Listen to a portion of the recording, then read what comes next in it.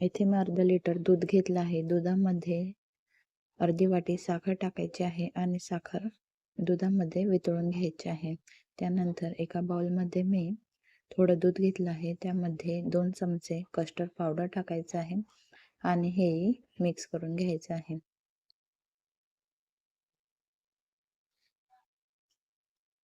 Mix करून झाल्यानंतर ही paste आता आपल्याला दुधामध्ये टाकायची आहे आणि मिक्स करून घ्यायचं आहे.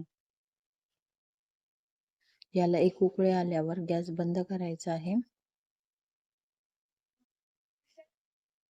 आणि हे असंच आपल्याला फॅन खाली थंड करून घ्यायचं आहे.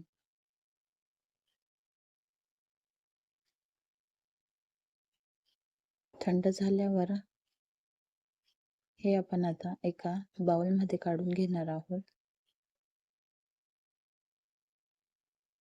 बाउलमध्ये काढल्यावर 2 तासांसाठी मी थंड करून घेतलं आहे फ्रीजमधून. थंड झाल्यावर परत एकदा मिक्स करून घ्यायचं आहे आणि तुमच्या आवडीचे फळं याच्यात टाकायचे आहे. फुल व्हिडिओ माझ्या यूट्यूब चॅनलवर आहे, तो तुम्ही नक्की बघा.